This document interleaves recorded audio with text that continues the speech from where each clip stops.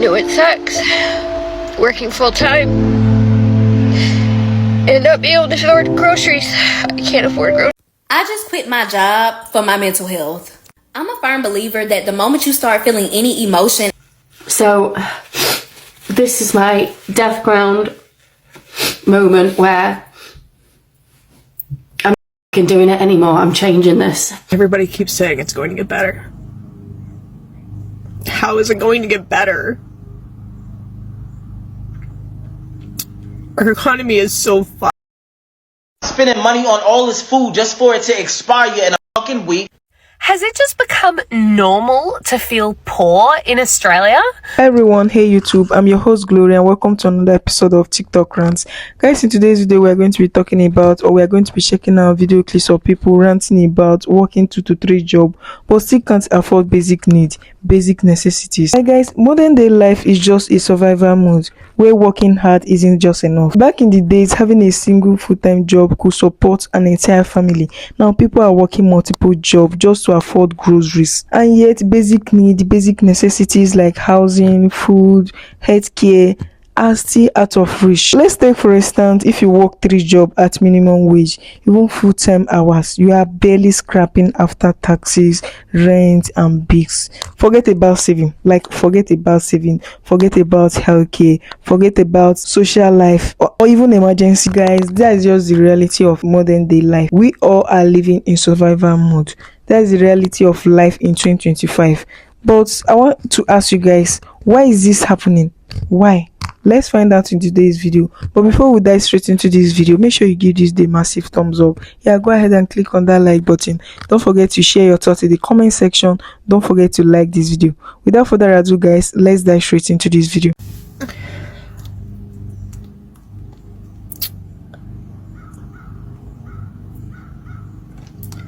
Everybody keeps saying it's going to get better.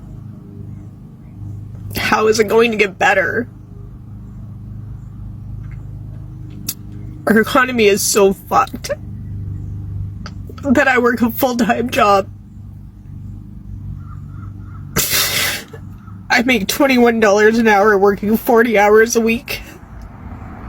I have no extra expenses, no bills out of my living.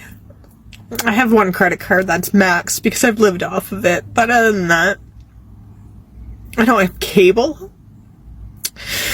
I haven't had cable in 10 years. We have cell phones, but, you know, that's required to live on. But other than that, nothing extra. On paper, my bills are $2,701. My income is $2,710. Do the math. $9 a month before I pay for food, gas, car repairs, any entertainment. There's no money for that. And my car is dying. It's paid for, so I don't have car payments now that I'm going to replace. And I don't know how to do that on $9 a month. $9 to feed myself, $9 to buy a car, $9 for insurance. Yeah.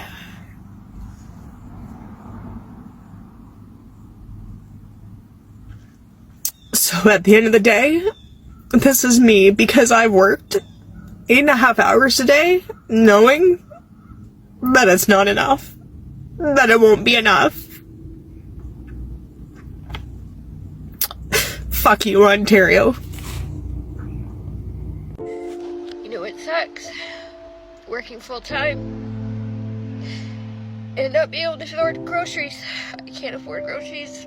I can't even afford gas to get to work. I don't know what to do anymore. I don't want to live like this anymore. Why does Florida insist on making it so hard for single parents.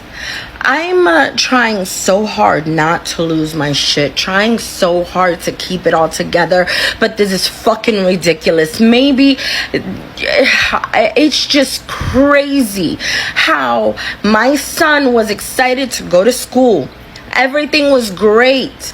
Yesterday, I drop him off to 4th grade, only to get a phone call 30 minutes later talking about, oh, I need you to come pick up your son because your son no longer goes to the school. What? What do you mean my son no longer goes to the school? Oh, Florida did this rezoning thing, or our county did, and now he goes to a different school. What? Okay, I'm confused. What school does he go to? They tell me the name of the school. I look it up on my phone. It's 20 minutes away from my house. I'm like, this doesn't even make sense. This school is 5 minutes away, and it's across the street from my high schoolers, so they can pick him up or drop him off. If I can't drop him off to school or pick him up from school because of work, they do it. You know, that's how it's always been done. Now, you're telling me he goes to a school 20 minutes away because of some fucking rezoning shit? Make it make sense. Already, I'm struggling at it as enough. I apparently don't qualify for food stamps because I make too much fucking money. Explain to me where when I barely make enough to pay rent. I'm sick and tired of just trying to move forward and constantly failing. Like, when is it that it's gonna get better? I feel like we're living a movie. Everybody is suffering. There's so much shit going on, and no matter how much I pray and I try to stay positive, sometimes it's like, man, what the fuck? I'm tired, sorry, and I needed to vent. Let me confirm something for you. Rent, it's too damn high. So here's what's up, and here's why. The median asking rent in the US surpassed $2,000 for the first time in May. That's up 15% from a year ago, and 30 to almost 50% in some cities. This next stat makes me ill, but the median rent in Manhattan just went up to over $4,000 a month, at a time when landlords require a gross income of 3 times the rent. That's a lot of cutting back on avocado toast. So what exactly is going on? Number 1, city dwellers like me that left to live with family early in the pandemic are now back, and they're looking for places on their own. But inventory is down thanks to a shortage of both materials and workers. It's classic. Guys, this situation is getting real worse. Like, do you believe most people are working 40 to 60 hours a week, and yet they cannot afford to live? They cannot afford groceries. They cannot afford even food stuff. Now I understand why most people, Gen Zs, are now quitting their job. Like, our parents don't understand why we don't want to work 3 jobs to live in a van full time. Because the reality is this: most people are working full-time jobs, 2 jobs, yet they cannot afford rent. Like, if you live in any part of the world right now, you know what I'm talking about. It takes about $5,000 a month income to rent lowest class apartment, and if you earn less than that, you be living in your car. You don't qualify for anything. It takes a middle income just to start on the bottom rung of life. The housing situation is unsustainable, and yeah, you have to work 5 to 7 days a week for 40 to 80 hours just to afford the basic things you want. My question now is this: why are wages so low? Why are wages so low? And why can't people afford basic necessities? Why is the cost of living so high and pay so low? Anyway, guys, let me know what you guys think in the comment section. Do you think people in this early 2025 are doomed, are cooked? Because it seems everything is just happening at once in this early 2025. So how are you guys sustaining yourself in this economy? Are you sustaining yourself with 2 jobs, 3 jobs, 4 jobs? How many hours a week are you working? 40 to 60, 20 hours? Let me know in the comment section. Also, don't forget to give this the massive thumbs up. Definitely you guys are enjoying every bit of this video. You know what I'm upset about today? Healthcare. I have spent the last few years putting off getting some dental work done because my priorities financially have been getting my son's health taken care of, and court for the DV case against his father. So all the extra money, even though I'm not struggling, has gone towards my son, his tuition, his genetic testing, all that kind of stuff. I pay $400, more like closer to $500, about $250 per paycheck, for us to have medical, dental, and vision insurance through my job. And I went to the dentist today for a limited appointment because I have 2 broken teeth on the upper left side of my mouth, and one of them is a wisdom tooth. I never got my wisdom teeth taken out because they weren't growing in crooked or anything, so the dentist said it wasn't a priority. And so one of them's a wisdom tooth and the other one is a molar. And guess how much it's supposed to cost me to fix those 2 teeth with dental insurance? I'm going to show you. I am supposed to pay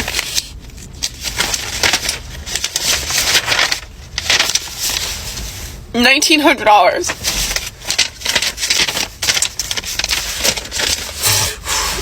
They tried to schedule me for tomorrow, and I had to tell them no.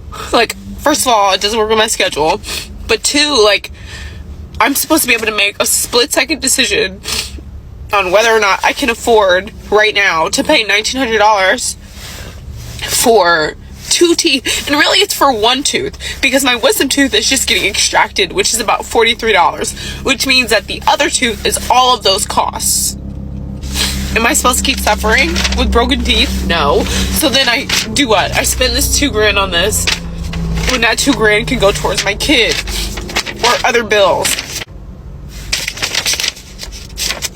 I just, like, what am I supposed to do as a single mom who is literally just, and I make good money, like, I make good money. Anybody else, in any other state other than California, I would be living incredibly, I don't know what to do. It's like I pay for insurance, and that should make it where it's not as expensive. Just freaking sucks. I want to make this real quick because it needs to be said. I'm tired of it. So I work in the food service industry. Not going to say where. All servers only make $2.13 per hour. We are working off of your tips. Things are expensive. I pay for my own college. I pay for my own rent, utilities, car payment. During the week, I'm at school. I'm a full-time student, so I gotta pay for stuff. And this is just me as a college student. There's some people, this is their career, okay? I was supposed to leave work an hour and a half ago, and I just got off. And I had a party. It was fine. I had 7 people. Their bill was $120. See that? Got $2 off of a $120 ticket. I'm not saying I'm the best server out there, not by any means at all, but I have worked at this establishment for 3 years. I'm pretty decent at what I do. I keep your drinks full the whole time. If you need anything, I get it for you. I sometimes bring it out before you even ask for it. This table specifically, they were having me run back and forth, heat up food, getting them extras, switching out drinks, which is fine. I'm gonna do it, and I'm gonna do it with a smile on my face. Really, walking over to the table and seeing $2 in your plate of food, that's not acceptable. I'm sorry. That's just, respectfully, that's a fuck you. I'm sorry, TikTok, if you have to bleep that out, but that is a fuck you to me. So you need to learn how to tip your servers. Even if they are the worst server out there, I still tip them 10%. Because I know that they only make $2.13 an hour, and some people need that to survive. They need your tip to survive. So thank you to those ladies who left me, again, $2. I will put this towards the $600 I need to pay this month. Really appreciate it.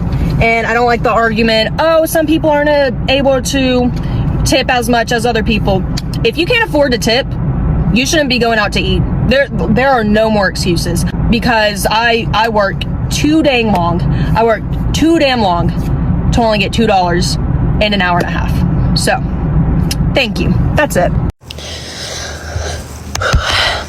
I'm here to rant.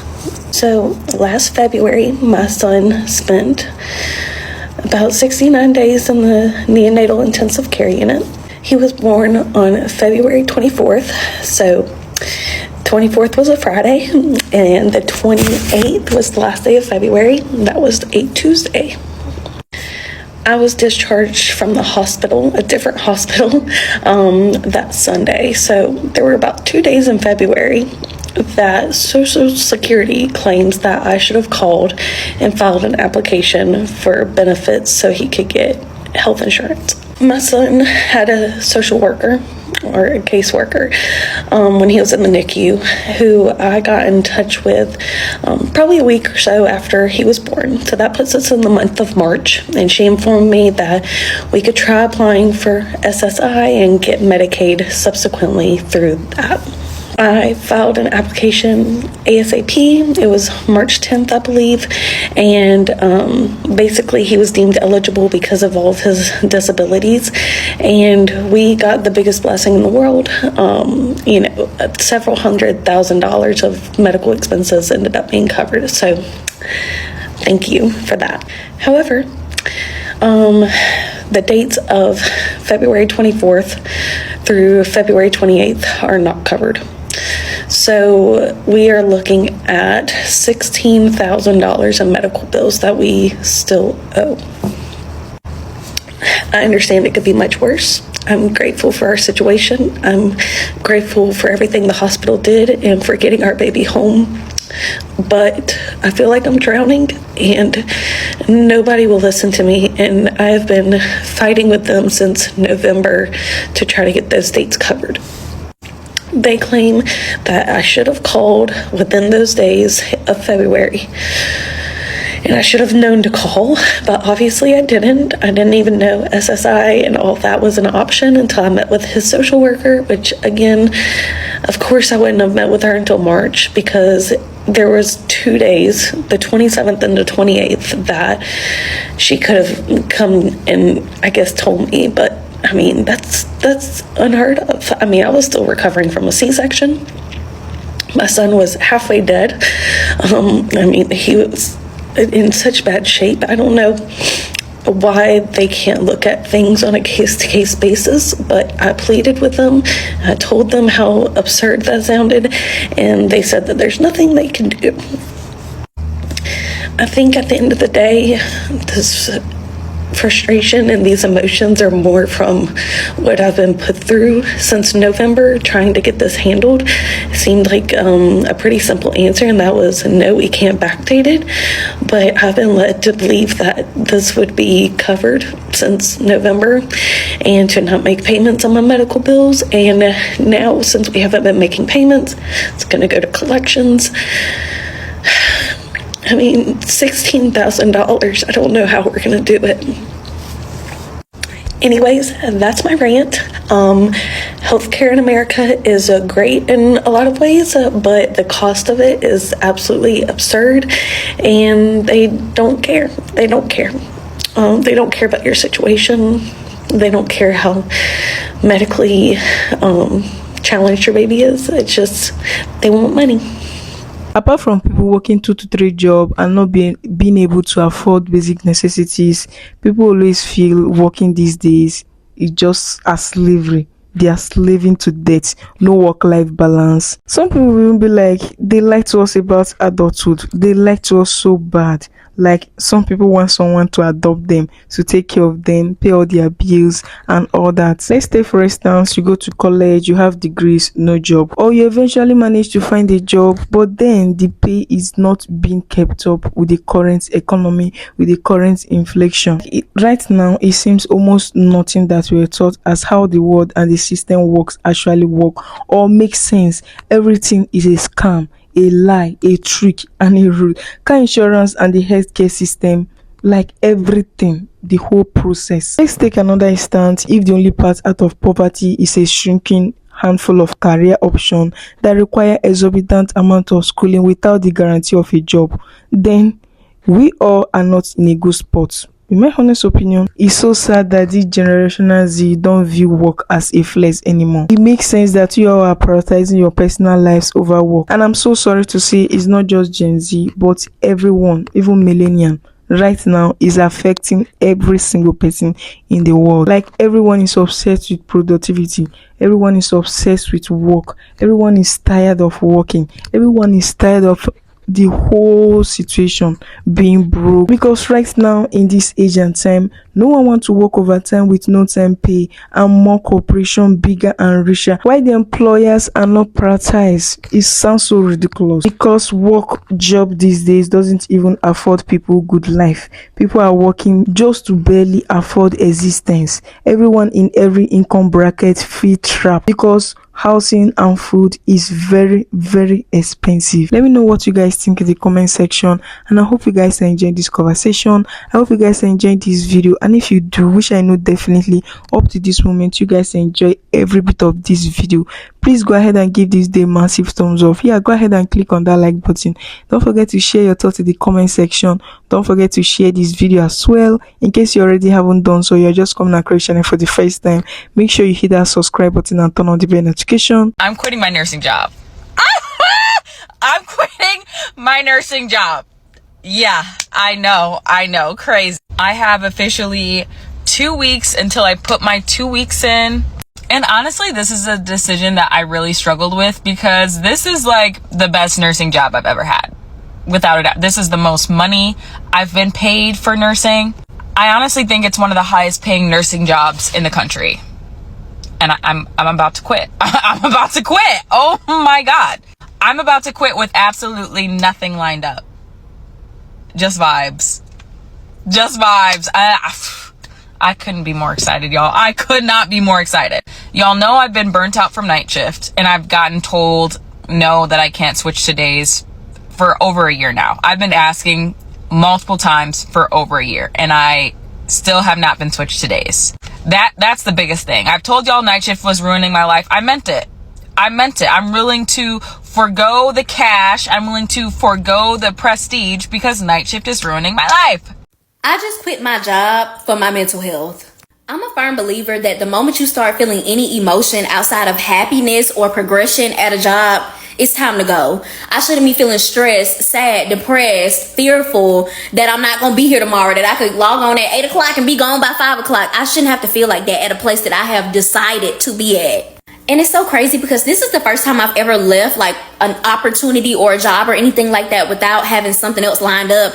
And I'm so happy I have content creation, and I started taking that serious this year. So I do have time to figure out what I want to do. Figure out, like, do you even still want to do communications? Like, do you even still want to be in that field? I do want to be in that field. It's just that probably what I was working on or certain accounts, that's not what I want to be on anymore. Like, I now have time. I now have the option to take time to figure out what I want to do. But I just think it's so crazy as a person that grew up in a household where I was not allowed to quit anything. Like, I have never, ever quit anything. I have never been allowed to quit anything. If I ever left a job, my daddy was like, my parents was like, oh, you better have something like the next day starting, the next week. You better have something lined up. Like, there's no way you're about to be, you about to quit and be laying down on the couch, baby. You're not no couch bumpkin. And I don't know about nobody else, but I still call my parents to make big decisions. So I feel like for the first time in my life, I was able to call both of my parents, and my daddy, out of all people, my mama gonna ride and she gonna go with any decision that I make. But for my daddy to be like, if you're not happy at a place anymore, if that's not where you want to be, and you got the money in order to be at, be at the house and figure out what you want to do, then you do that. And I just feel like for all the siblings that was never allowed to quit anything because all the rest of your siblings quit everything, like, that just meant a lot to me. And so I feel like I always feel like this sadness coming over me whenever I leave a job, even if I already, I'm already going somewhere else, even if I hated the place, like, it doesn't matter. I always feel some form of sadness, but I feel like this time I'm so, like, happy. I'm so joyful. I feel like a billion tons have been lifted off of my shoulders because I feel like my parents are like, girl, do it. Like, everybody I know that I was telling it to, like, I don't feel the passion, on the things I'm working on anymore. And they was just like, girl, do it. Put your stuff in, do it. Like, literally, you can do it. And during this process, I'm just learning how much people don't think that people that look like me, that look like us, can afford to leave a job and just be at the house doing nothing. Because every single time somebody asks me, okay, well, since you're leaving this job, where are you going? And I just say, oh, I'm just going to chill and figure things out, figure out what I want to do. Find things that more align with my interests. And they're just like, oh, so you don't have another opportunity? Like, it's just so crazy to me that in 2024, they still think that we have to stay in places we don't want to be because we have to be there. I am here to say, if you're not feeling happy at that place no more, if you got the funds, you got the money saved up in order to stay home and really work on your true passions and figure out what you want to do, then do that. Because I just feel like, I don't know, I just feel like I'm lighter. And like, it's only been a few hours, but I just feel lighter. And this is exactly why every time somebody asks me at work, whenever I join, like I get a new job, they ask me, what's my quote? What's my go-to quote? My quote, even though we're not fooling with Canadian bacon right now, is the moment I stop having fun with it, I'll be done with it, and I'ma always live by that. So this is not to be pessimistic, I'm just a realist, but do not feel bad for doing what you have to do in this economy. I've been seeing people post about how they had to give up their new car, or how they had to go back to a 9-to-5 after doing entrepreneurship, move back in with their parents, and I know that it sucks. I just wanted to stress to you that it's not your fault. It's really the economy. As a millennial who lived through pre-pandemic and then now, it was totally different. Yes, I was able to pay off my car, but my car note was $300 a month. It was only $16,000 for a brand new car at that time. You can't find a brand new car for that price anywhere. Another thing too, when I was paying rent, it was $800 back in 2017, 2018. And that was for a 3-bedroom. That same apartment right now is $1,400 a month for a 1-bedroom. House prices, I could literally write an essay. I could write a book.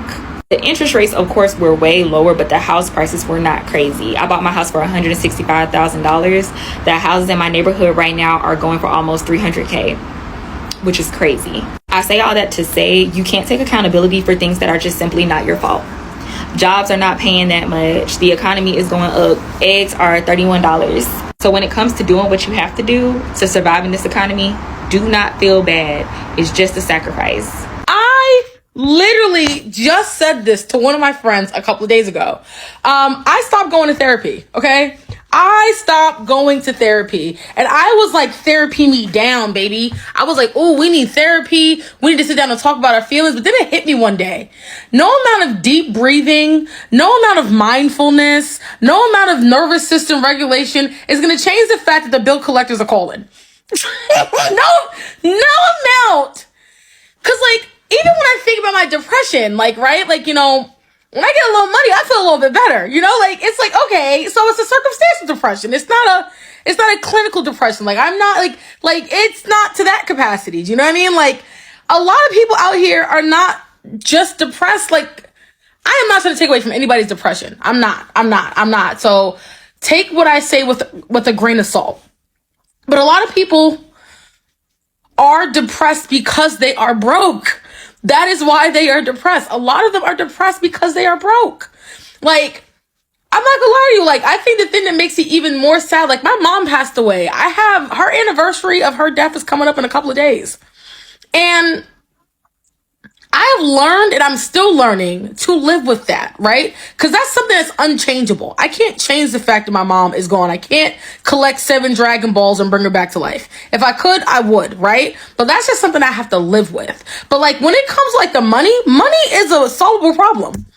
And a lot of us just don't know how to solve the problem because we haven't figured out how to solve the problem. A lot of us are still buying into this system where it's like, work the 9-to-5, you know, pay into the 401k, give a company 30 plus years of your life, retire before you're 67 now, and you'll be okay.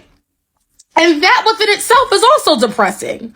You know, like walking the metaphorical assembly line, giving your hours in for such little return. Most people are depressed because they are broke. And if you could drop $10,000 right now and like half of the world's accounts, if all the world's accounts, I'm not going to sit there and say that it would solve a lot of the problems, but it will definitely ease a lot of the angst that a lot of people are experiencing, myself included. Like, I was sitting with my therapist and I was like, you know, telling her what was going on. And I'm like, you know, man, it just hit me like a ton of bricks. Like, I'm just broke and I need to change that.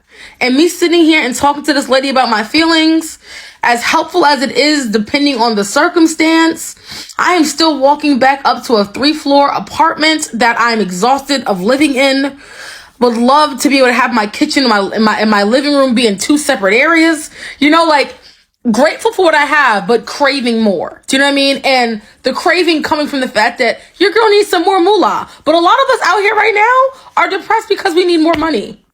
We need more money to pay medical bills, to get groceries in the house, to make sure our kids can get to and from school, to pay for the fucking tires we need for our car, to get our nails done. I haven't got my nails done in like years. Like, my birthday came around, didn't get my hair done, didn't get my nails done, bought some outfits and went out the country because I paid for what I could afford. Okay, that's just me. But yeah, I bet you if you could drop a couple of bands in some people's accounts, they'd be singing a whole different tune. Because a lot of people are circumstantially depressed. And money is a really big circumstance. It really is. Like, honestly, guys, apart from the work-life balance, people are not making a living wage.